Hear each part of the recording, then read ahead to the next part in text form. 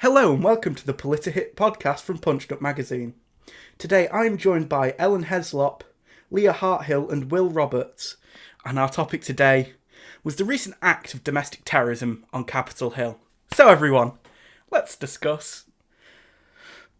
Oh God. What a wonderful night that was.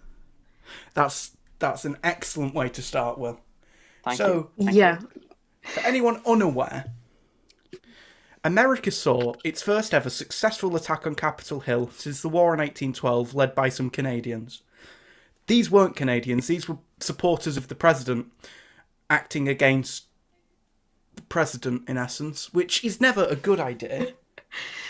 Yeah, they really thought that one through. Yeah. That was a well thought out attack. But it wasn't acting against the president at all. It was pretending. For the president.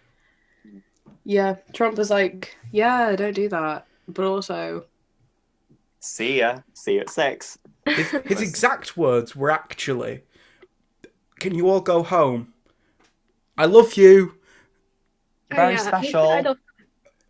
He started off the morning by saying that he won't concede, which is always a good start to a day. Yeah. And then the terrorists, that's what they are. They're not rioters, they're terrorists. Yeah. None of them were handcuffed. Nope. One of them was helped down the stairs by a police officer. That video that's gone viral is astounding. Wasn't there a woman at like a Black Lives Matter protest? I'm not sure if it was a woman actually, but someone who, like an old person who started bleeding out their ear because they got forcefully, like, is it kicked or punched? One of the things I've seen that was really horrible was a black woman who did a illegal U-turn in Washington, D.C., who was shot and killed on the spot in 2013. Yet people who stole the podium didn't get shot and killed. It's very suspicious. Their excuse for letting these people in was that, oh yeah, we're just like we're protecting like the senators and stuff, you know, that's why we didn't have our focus on these rooms and these historic places. Yet the senators had been evacuated, I'm quite sure. Yeah, they were clear at that point. And they were just like, I don't know what's happening, let's leave them to it. So I find it weird that they didn't prepare for this as well. Like, they got told that there'd be a protest outside, and they were very under-policed. There was nobody kind of blocking the way.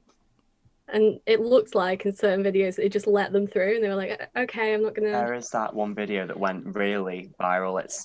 I think it's this man filming a gate where 2 policemen are, and they just let them through eventually. It's like 20 seconds of, oh no, don't. And then they just let them all through. There was one video I liked, and it was a police officer who looked a bit like Jack Black, and he was going mental at all these protesters, like he had his baton out and everything, and he was saying, no, you're un-American, go away. And big respects to that police officer, because he was doing his job. Yep. Yes, And he looked like Jack it's Black. not to protect the people, it's to protect the country. Police in America have a horrible history.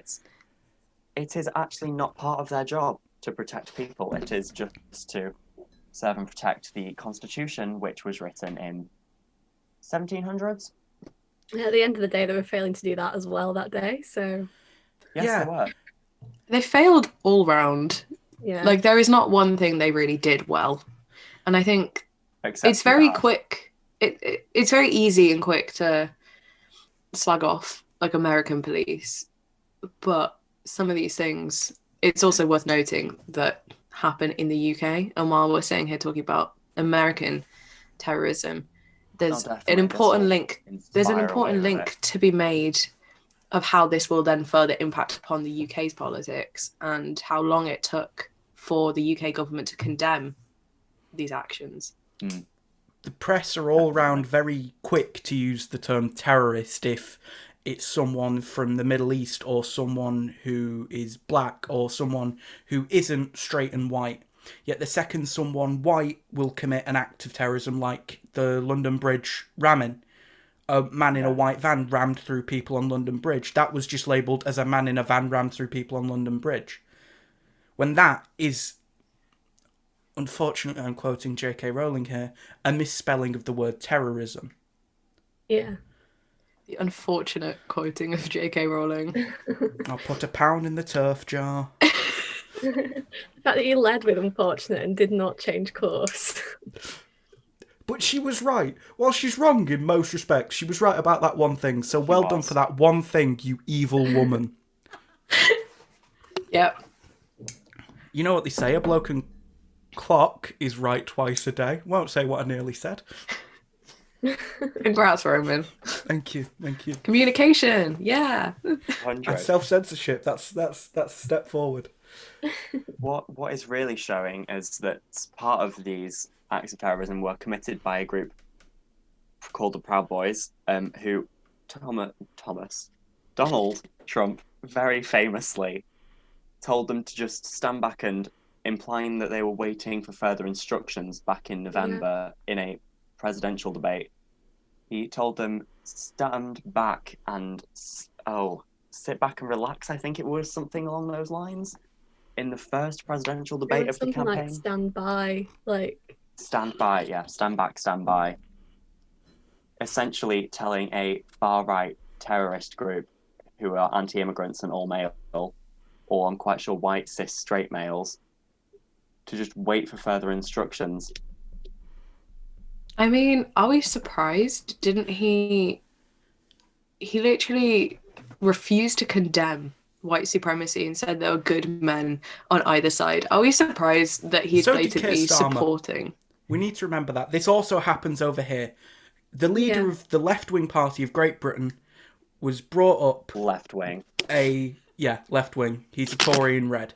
He was brought up an issue on LBC radio, and it was in fact a white supremacist myth that Britain's white population will be its minority by 2050, which is absolutely nonsense.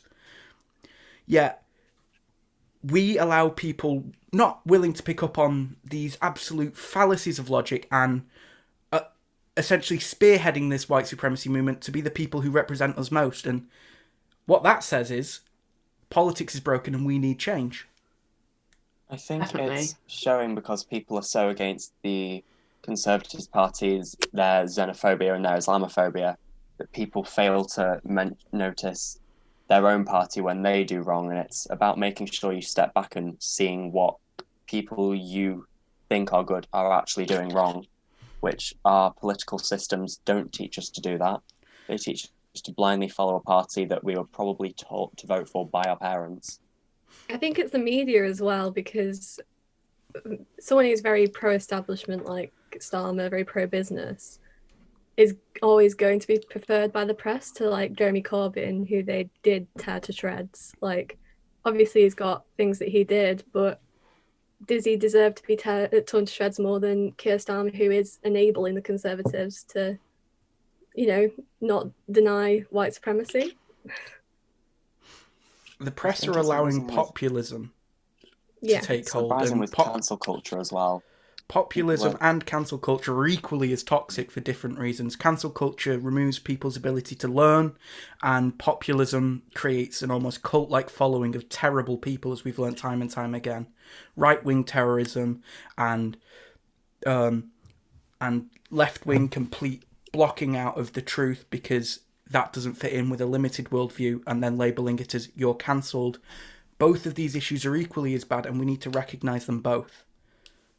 I think, while I don't completely agree with you on cancel culture, it does very much delegitimise the left's views when, as soon as someone does, it is like everyone hounds on top of them and they're removed from the internet or removed from their positions. It does very much delegitimise the movement that we're trying to have. It's showing when people like Corbyn step down, people like Priti Patel. Yeah. She's still in her position after years of horrible acts of discrimination and bigotry against multiple groups of people. Yeah. But because people don't want to accept that people they look up to have flaws, they don't want to say anything and speak out about it, which is the side effect of cancel culture, really, because people are so scared of cancelling people that they don't do anything and instead live in denial. Well, it was when the British Prime Minister has literally written articles about calling Muslim women letterboxes, and yet Jeremy Corbyn making a few like mistakes and saying things that may be considered anti-Semitic has then got him instantly removed from the Labour Party. It's having the same like attitude both sides. Something I found really interesting was the Conservative Party, or at least a lot of their followers, especially on like Twitter and stuff, they were very keen to say, yeah, Jeremy Corbyn's anti-Semitic, like the Labour Party's a joke, whilst also supporting a Islamophobic, homophobic, racist party. And I think the hypocrisy there was really interesting to watch. What the Tory the way party do. that like the way that anti-Semitism is nowadays, it's very easy for like lots of people to just slip into these anti-Semitic conspiracy theories, or confuse anti-Semitism with anti-Zionism, although like the lines are very blurred. I just think a lot of the people who are condemning the Labour Party for being anti-Semitic probably have said a lot of anti-Semitic things in the past and just don't notice. Yeah. The Tory party have a very interesting ability to take a very small minority of a community and make them the face of the community, and therefore allow a series of bigotry and hate towards them. And so does Trump. Back in 2015, when he was running, and he said he will ban all Muslims from America, as if being Muslim is a race and not a religion. What conservative politics is very clever at is taking the very small minority of people who are ultimately evil people and using that small minority to represent an entire group of otherwise quite lovely people, as we saw the British Muslim and British Sikh community back in September and October and December with the France issue and the border dispute. We didn't see very many conservatives going out feeding the lorry drivers stuck on the motorway. We saw the Sikh and Muslim communities taking part in what is a pillar of their faith and doing an excellent job for people in a horrendous situation.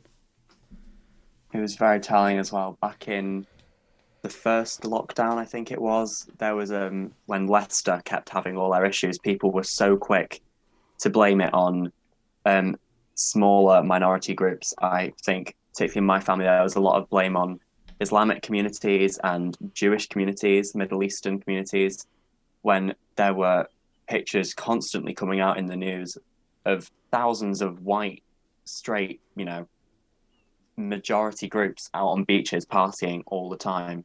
People would ignore that in favour of being against the slight few who already, because of our country and the way it's run, they're already in harder political climates for them, and they're getting even more hate from everything. I think it was very much the same in Oldham for that, because there were statistics coming out every day saying that white middle class communities had the most COVID cases, and at the same time people were being like, oh, it's Asian communities going to mosque, it's because of Eid, and then it all just kind of covers up what actually is going on. It's how we're presented data. We're presented this data ultimately by a Conservative government who want to push their own agenda, and they're showing us figures and the figures that prove their point more, while withholding the other figures that would invalidate their point. It comes back to the issue of like a biased press that are biased towards the Conservatives because of everything that they want: privatisation, less tax on the rich. They're always going to push the Conservatives' views. Piers Morgan. Sorry. It's not corona. It's just I've got a cough called the cockhead cough, and I can't help it sometimes. So yeah, the biased press is what allows these horrendous situations to take hold. And taking it back to the topic of this week's episode of Capitol Hill, we saw on Thursday morning Fox News trying to twist all of this into some form of Antifa-led plot. Yes, I was just reading through something and I now can't remember the name of the politician who said it, but it was a right-wing American Republican. I think it was a woman. She had tweeted saying that there were clearly communist Antifa people in the crowds because she saw someone with a hammer and sickle tattoo when it was something from a video game and it wasn't a hammer and sickle at all. And she was trying to blame it all on, oh, it's Antifa, it's the left who want to just get rid of Trump. No, it was people who you engage with and you, for want of a better word, egg on to do all these kind of things, not the people who have been sensibly mostly staying away from all of this, trying to keep safe in a pandemic. Well, somebody shared on Twitter here on a screenshot from Hickman County Antifa, apparently, which I don't think somebody who's been declared a terrorist organisation by the president would be operating on Facebook. That's what 4chan's for. No, exactly. Thank you, election day nears, comrades. Prepare to defend your rights. And it says on November 4th, don't forget to disguise yourself as patriots/Trump supporters. Wear MAGA hats, USA flags, and a convincing police uniform is even better. And basically, it's suggesting that on November 4th, Antifa storms the Capitol building. And it's like, who's made this? And it's not even from November 4th, but I don't. It very much is trying to shift the blame. That one bloke who stood on the chair in the Capitol building, dressed as a Viking. That's what interests me. It's when these populist right-wing groups take imagery from Vikings or Greeks. I don't think they completely understand that Vikings and Greeks wouldn't have liked that kind of person. No. The Greek culture originally, ancient Greek, as a philosophy student, it was all about democracy and being fair and everyone getting a chance to speak about how they feel, not ridiculously violent acts of terrorism. And I've just found the tweet I was referencing. It was Bridget Gabriel saying the man in yellow has a communist hammer and sickle tattoo on his hands. Those are not Trump supporters. When it was someone stood next to someone holding a Trump is my president flag, and the tattoo on his hand was apparently from the game Dishonored. It was nothing to do with left-wing politics at all, but they are so keen to shift that blame. And it's insane, the mental gymnastics the right go to try and justify things, and I mean not even justify, to try and remove the blame from themselves. It's truly incredible to watch so many layers of twisting and turning the truth when it was very clearly the left who immediately started calling it an act of terrorism and calling it what it is, when the right were quite silent for a lot of that time. You know, Trump took however long to respond, and even then he gave a half-baked response that really didn't come to anything. I love you guys. You're the best. So hypocritical. Right? And it was like, don't do this, but I love you. You know, we're really proud of you. You're so special to us. That was the phrase. And it's really like insane to see how much effort they are going to try and A, justify it, and B, also say that it wasn't them. Yeah. It's, if you said, oh, this is a group of Trump supporters, but I don't agree with what they're doing, then that on an individual level is like, okay, we're not going to bunch you in with the terrorists, but you're still a Trump supporter. Whereas they tried to say, oh, no, it's actually the left that's doing this, it's not us. You don't have to like... It's definitely the left holding their Trump flags. Oh, yeah. Yeah, that makes complete sense. You know, if we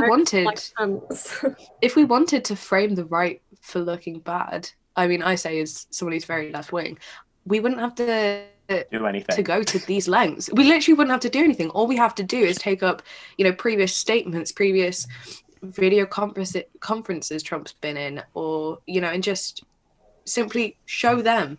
And that's what the left have been doing over lockdown, especially. Right? They make themselves look bad. We wouldn't have to stage I say stage, wouldn't have to go through with a coup on the US Capitol to make a point. No.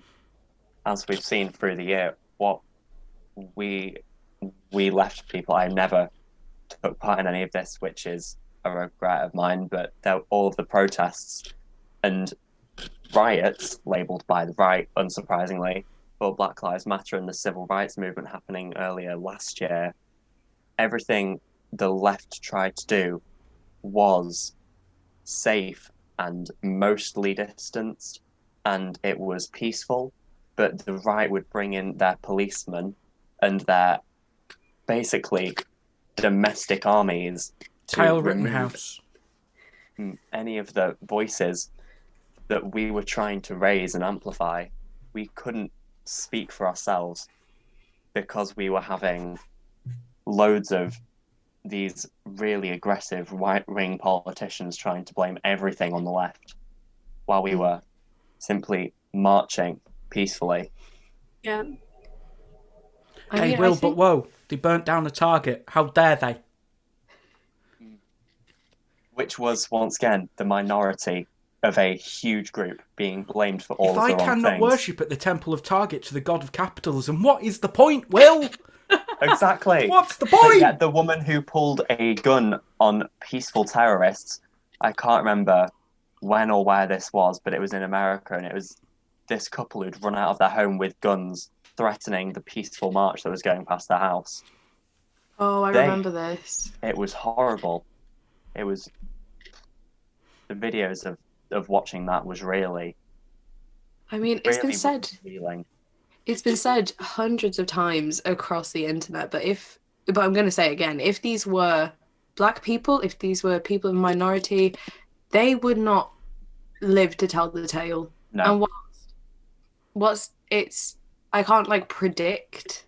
I can also look at the statistics and say, if you look at the amount of people killed at Black Lives Matter marches, the amount of people hurt who have been left permanently disabled by the people who were there to protect them, by the police, I say that to protect them, should have been there to protect them. I think, I'm going to say it again, if these were Black people, they would have been killed. And this was an act of terrorism. And I'm not saying that the people who took part in it should have been killed. I'm just saying that not at all. The punishment should be equal. And if they wanted to punish the Black people at these marches, they should have been treated with the same respect that these people at the US Capitol or the people at the US Capitol should have been treated with the same lack of respect. It's not fair grounds. It's dehumanizing to look back at the way Black Lives Matter protesters were treated when they were trying to raise awareness for their human rights. And these people are trying to stop a twisted man staying in the presidency. They are storming a building, trying to get a message across and very aggressively, stealing the podium, disrespecting the buildings. They were treated with respect, but people who were marching for their rights were treated like rabid animals, almost. I think it would be interesting as well to see the amount of arrests that are made over the next few weeks, because I doubt that there'll be many. But with Black Lives Matter, there was bail funds constantly coming in for getting people out of jail for the protesting. It's why, when somebody peacefully protests, would you arrest them? But then somebody who's literally stormed a building, there's going to be less arrests for that. It was interesting. Go on, sorry. Earlier that day, Trump and Pence, maybe Pence had stopped being as good in the bedroom for Trump, or whatever. Trump and Pence had a bit of a nasty public breakup. So it wasn't Pence Trump who unfollowed him called on in the Twitter. National Guard, as he publicly announced he did. That was a complete lie. It was the Vice President Mike Pence who called in the National Guard. But then you had people saying, oh, Pence shouldn't have called in the National Guard. That's not his job. He's not allowed to do that. As if it wasn't the right thing to do in that situation. His job is to support the president, and when the president isn't capable of making decisions, that is literally the definition of his job. Yeah. I mean, I mean, the I'm- president was capable of making decisions. He He just chose simply not to. did not. The rough one. Yeah. No. I mean, as much as I hate to stick up for Mike Pence, at least he unfollowed Trump on Twitter in the last few days of his account. Really? Mm. Didn't Yeah, see that. it was a whole thing. Wow. It was rather entertaining.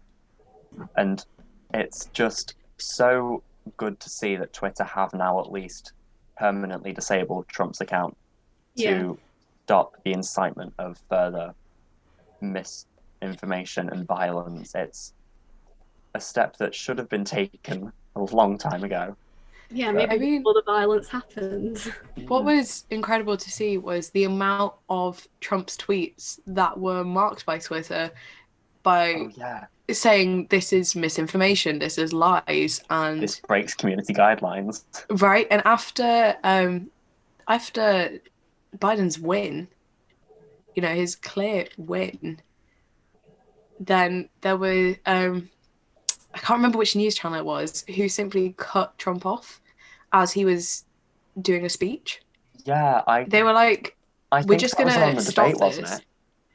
Yeah, they were like, we're just It gonna was on stop the this debate. because He this is just- lies. Stopped it. It was a move in the right direction. Whether it was too late or not is a separate question. The Four Seasons incident where they booked the Four Seasons Garden Centre as opposed was- to the hotel. That was so funny. That That- were all In between, one of my it favorite. was situated in between a crematorium and a sex shop. The best place to get fucked and die. If But that you know doesn't what? sum It's up, even funnier. But going back to the Twitter thing, given that people can run basically porn accounts on Twitter, it's very impressive that Trump managed to break the community guidelines when having your whole asshole on Twitter doesn't. You know? You make a good point. it's Thank interesting as well that one bloke's project for rating fit birds from Harvard ended up becoming a tool of right-wing indoctrination. Yeah. That sounds unsurprising, to say the least. Yeah, not to laugh at something Elon Musk has said, but that is funny. Put a Who pound in is the now the Elon richest jar. man in the We don't world? say his name. Great. No. So far today, Roman has quoted J.K. Rowling and Elon Musk. Musk. These are dark times, people. Dark times. Yeah, you're doing really well, Roman, there. And on that lovely note, this premium Zoom call's about to end and I'm refusing to pay any more money. Okay. Alex, We're not editing this, by the way, folks. You're just getting this because that's even funnier to me. I've been Roman Reigns. Who have you lot been? I'm Leah Harthill. I'm Ellen Haslop. and I'm Will. And we really hit those politics. I guess you could say we punched up. Thank you. Excellent. And, Oh. Excellent job. thank you. Oh. Thank you. Have a week. We can't say how good it's going to be. This is the world. Goodbye.